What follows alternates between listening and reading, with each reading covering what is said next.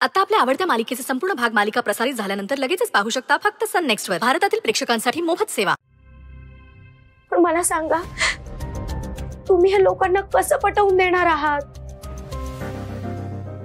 जेव्हा एक मुलगा एक मुलगी एका खोलीमध्ये एकत्र राहतात तेव्हा त्यांचं काहीतरी आहे असाच अर्थ निघतो.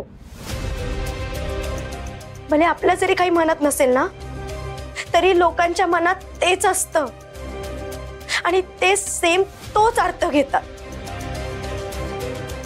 सर, तुम्ही मोठ्या घरातले आहात, तुमच्यासाठी हे सगळं खूप नॉर्मल आहे, पण आमच्यासाठी हे नॉर्मल नाहीये ना.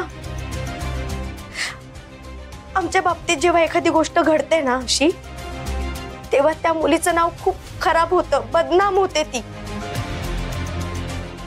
आणि सर, ऑलरेडी एकदा माझं नाव तुमच्या नावासोबत जोडलं गेलंय ना, तेव्हा खूप सहन केलंय मी. आता मला नाही सहन करायचंय आणि मला पुन्हा ही गोष्ट नाही घडवू द्यायची. त्यामुळे प्लीज मी नाही थांबणार आहे, मी जाणार आहे इथून. काय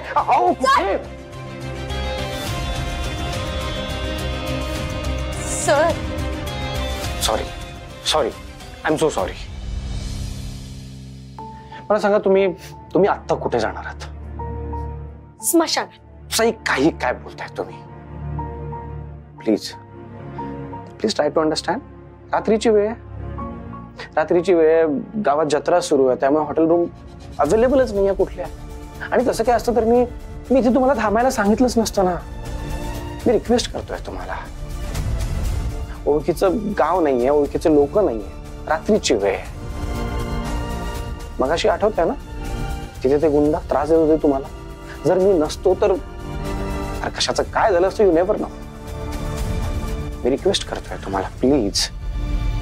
आता काहीच तासांचा प्रश्न आहे, थोड्या वेळात सकाळ होईल, मग आपण जाऊ, जरा नीट जागा बघू, दुसरं हॉटेल बघू, वेगवेगळ्या रूम बघू, सगळं अरेंजमेंट मी करतो. पण आता तुमच्या सेफ्टीसाठी मी तुम्हाला हे म्हणतोय, प्लीज माझं ऐका.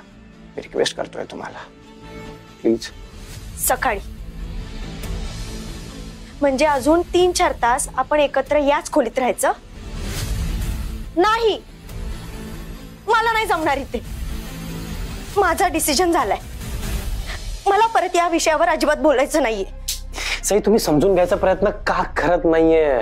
का असा डिरेक्टली टोकाचा निर्णय घेताय तुम्ही? वाय? अशीच आहे मी. एखादी गोष्ट मला जर नाही पटत तर नाही पटत. सॉरी, पण यावेळेस मी तुमचं काहीही ऐकून घेणार नाहीये. माझं ठरलंय, मला जायचंय.